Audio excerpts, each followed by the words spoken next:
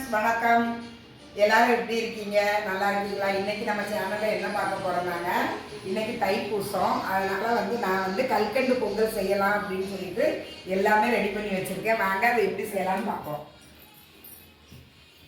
நான் கல்கண்டு பொங்கல் செய்யணும்னுட்டு தான் ஃப்ரெண்ட்ஸ். இங்கே பாருங்கள், இந்த ஆளாக்கில் ஒரு ஆளாக்கு பச்சரிசி, இன்னொரு பாதி 1.5 ஆளாக்கு பச்சரிசி எடுத்துருக்கேன் ஃப்ரெண்ட்ஸ். அதுக்கு நான் 1/2 கிலோ கல்கண்டு, பாருங்க டைமண்ட் கல்கண்டு எடுத்து வச்சுருக்கேன்.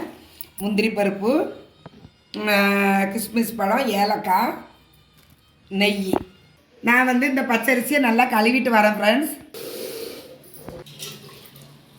இப்போ நான் இந்த அரிசியை நல்லா கழுவி வச்சுருக்கேன் ஃப்ரெண்ட்ஸ். இந்த அரிசியில் நான் பாலில் வேக வைக்க போகிறேன். அதுக்காக இந்த பாருங்கள், 1 டம்ளர் பால் ஊற்றிக்கிடுறேன். 2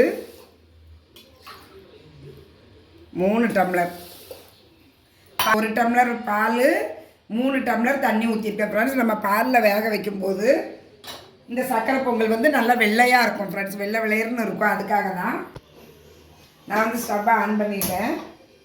இப்போ இந்த பாலில் பச்சரிசி நல்லா வேகட்டும் ஃப்ரெண்ட்ஸ். இந்த பால் இப்போ தான் நல்லா பொங்கி வருது. இங்கே பாருங்கள், நம்ம அப்படியே ஸ்டவ்வை கொஞ்சம் கம்மி பண்ணிக்கணும் ஃப்ரெண்ட். நல்லா கொதிக்க ஆரம்பித்ததும் இது பால்லையே இந்த அரிசி வெந்ததுன்னா பொங்கல் ரொம்ப டேஸ்டியாக இருக்கும். அப்படியே நம்ம அடி பிடிக்காமல் கொஞ்சம் கிண்டி விட்டுருணும். இந்த பாலில் அரிசி நல்லா வேகட்டும் ஃப்ரெண்ட்ஸ். வெந்ததுக்கு பிறகு நம்ம பார்க்கலாம் எப்படி இருக்குன்னு. நல்லா வெந்துருச்சு ஃப்ரெண்ட்ஸ். பால் சாதம் மாதிரி இருக்குது. இந்த பாருங்கள், இப்போ நம்ம இதில் நல்லா கட்டியாக இருக்குது பார்த்தீங்களா? தண்ணியாக இருக்கும்போது கல்கண்டு சேர்க்கக்கூடாது ஃப்ரெண்ட்ஸ். நல்லா கட்டியாக ஆகிட்டு இதில் நான் 1/2 கிலோ டைமண்ட் கல்கண்டு வாங்கியிருந்தேன். அதை இந்த இதில் அப்படியே நான் மிக்ஸ் பண்ண போகிறேன்.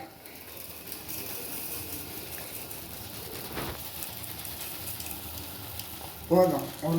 இது ஒரு 300-350 இருக்கும். 1/2 கிலோனா ரொம்ப இனிப்பு அதிகமாக இருக்கும். இது கூட அப்படியே போட்டு கிண்டிட வேண்டியதுதான்.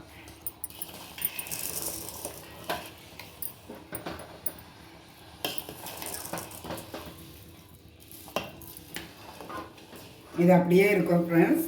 இருக்கட்டும் ஃப்ரெண்ட்ஸ். இது அடுத்தாப்பில் நம்ம ஒரு வானல் எடுத்து வச்சுருக்கேன்.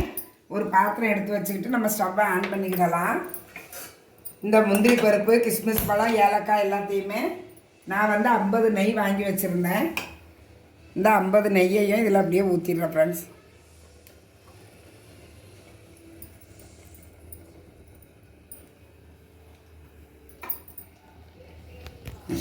இந்த நெய் நல்லா காயட்டும். காய்ஞ்சதுக்கு பிறகு இது எல்லாத்தையுமே நம்ம அப்படியே ஃப்ரை பண்ணி இந்த பொங்கலோட சேர்த்துக்கலாம் ஃப்ரெண்ட்ஸ். இந்த பாருங்கள், நான் கல்கண்டு சேர்த்தது இந்த சாதத்தோடு சேர்ந்து அப்படியே மெர்ஜாகி கல்கண்டு பொங்கலாக ஆயிடுச்சு பாருங்கள் ஃப்ரெண்ட்ஸ். இது 1/2 கிலோ வாங்கினேன். நான் 1/2 கிலோவும் போடலை. இந்த பாருங்கள், இது 100 இருக்கும். அப்போ 400 சேர்த்துருக்கேன். இப்போ 1/2 கிலோ அரிசினா 1/2 கிலோ கல்கண்டு கரெக்டாக இருக்கும். நான் 1/2 கிலோவுக்கு கம்மியாக தானே அரிசி போட்டேன். அதனால் கல்கண்டு நான் கொஞ்சம் எடுத்து வச்சுக்கிட்டேன் ஃப்ரெண்ட்ஸ். நல்லா காஞ்சிட்டு ஃப்ரெண்ட்ஸ். இந்த நெய்யில் முந்திரி பருப்பு, திராட்சை, ஏலக்காய் கொஞ்சம் இடித்து வச்சுருக்கேன். அதை அவ்வளோத்தையுமே அப்படியே லைட்டாக ஃப்ரை பண்ணிக்கிடுவோம்.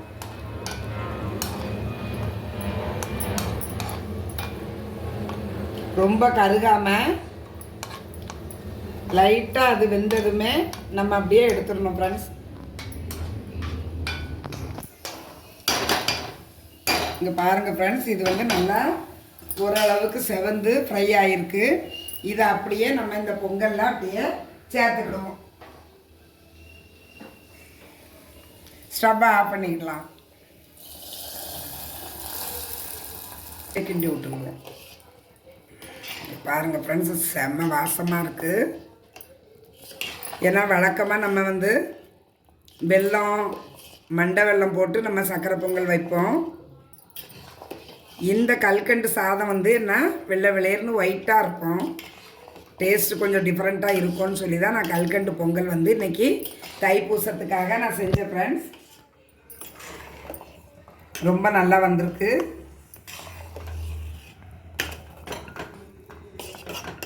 தண்ணி மட்டும் கொஞ்சம் அதிகமாக வைக்கணும் ஃப்ரெண்ட்ஸ். இப்போ நான் வந்து வச்ச தண்ணி வந்து கம்மியாக வச்சுருந்தேன். எக்ஸ்ட்ரா ஒரு 2 டம்ளர் ஊற்றிருக்கேன்.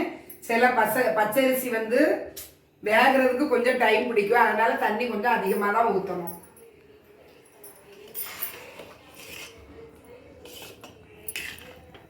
கல்கண்டு பொங்கல் ரெடி ஆயிடுச்சு ஃப்ரெண்ட்ஸ். நான் வந்து அப்படியே இந்த ஸ்டவ்வை ஆஃப் பண்ணிக்கிறேன் ஃப்ரெண்ட்ஸ். அவ்வளோதான் ஃப்ரெண்ட்ஸ். கல்கண்டு பொங்கல் ரெடி ஆகிட்டு ஃப்ரெண்ட்ஸ். சாப்பிட்டு பார்த்துட்டு டேஸ்ட் எப்படி இருக்குன்னு நான் சொல்கிறேன் ஃப்ரெண்ட்ஸ்.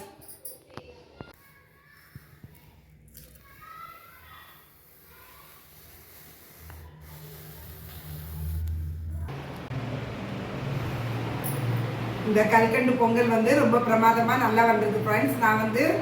நம்ம வந்து வழக்கமாக வெல்லம் பொங்கல் செஞ்சு சாப்பிட்ருப்போம். இந்த தைப்பூசத்துக்காக நான் கொஞ்சம் டிஃப்ரெண்ட்டாக செய்யணுங்கிறதுக்காக கல்கண்டு பொங்கல் பண்ணியிருக்கேன். இங்கே பாருங்கள், பொங்கல் வந்து பாலில் நல்லா வெந்திருக்கு. பால் வாசனையும் அந்த கல்கண்டு போட்டு வச்சுருக்கிறது ரொம்ப நல்லா இருக்குது. டிஃப்ரெண்ட் டேஸ்ட்டாக இருக்குது ஃப்ரெண்ட்ஸ். ரொம்ப நல்லா வந்திருக்கு. நான் எதிர்பார்த்ததை விட ரொம்ப நல்லா வந்திருக்கு ஃப்ரெண்ட்ஸ். தேங்க்யூ. வேறு ஒரு வீடியோவில் மீட் பண்ணுவோம். பாய்.